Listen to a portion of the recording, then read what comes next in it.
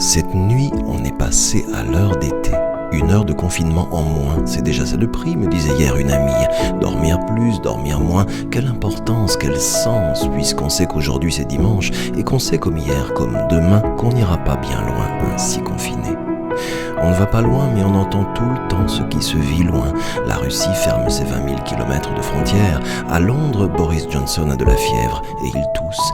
Et pendant ce temps, l'Italie souffre toujours énormément. Concetto, l'Italie c'est le pays d'où il vient.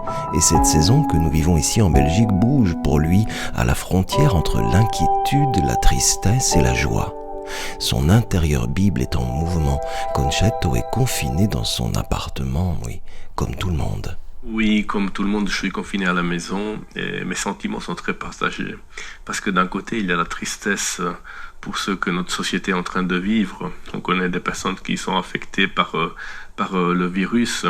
Donc avec Stéphanie, on essaie de prier afin que Dieu puisse intervenir, bien sûr, selon sa volonté.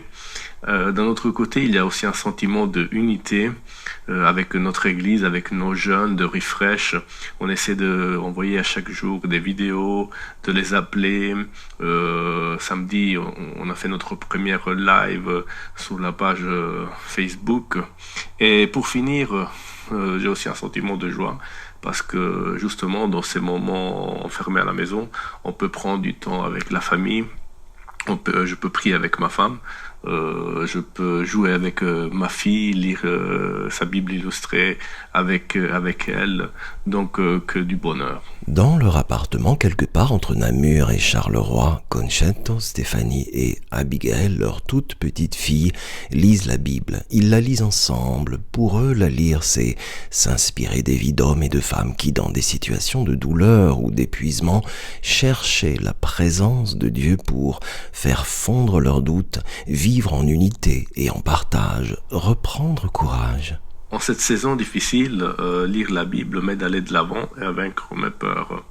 Effectivement, quand je la lis, je me rends compte que à différentes époques, il y a eu des hommes et des femmes qui ont vécu des moments difficiles, mais Dieu ne les a jamais abandonnés.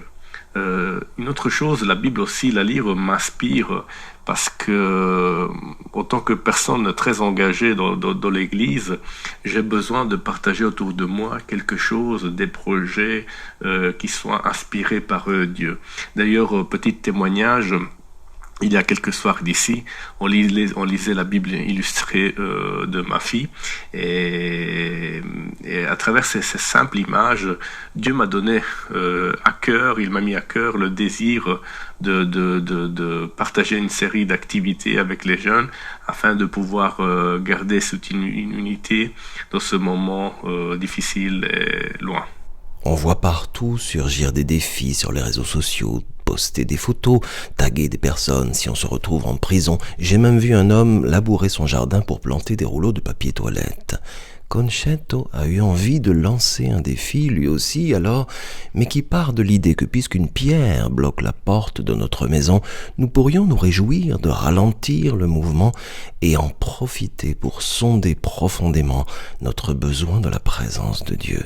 Si c'était ça, le vrai défi, et ça fait penser à la situation de Daniel et de ses amis. En ces jours, une histoire qui m'a vraiment encouragé, c'est l'histoire de Shadrach, Meshach et Abednego.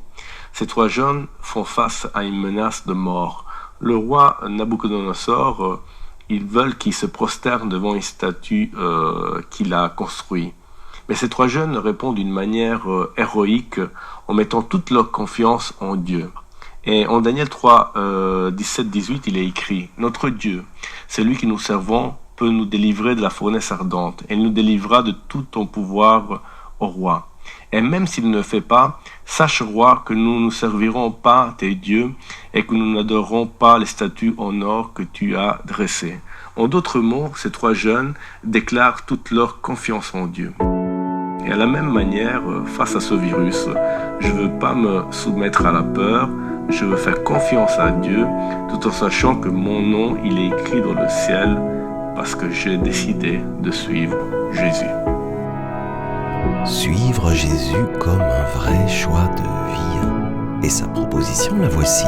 5 minutes pour un chant, 5 minutes de lecture, 5 minutes pour méditer la lecture, 5 minutes pour prier. Ça fait quoi ? 20 minutes chaque jour dans un vrai cœur à cœur avec Dieu, et qui ferait qu'à la fin de cette quarantaine, on ne serait plus jamais les mêmes.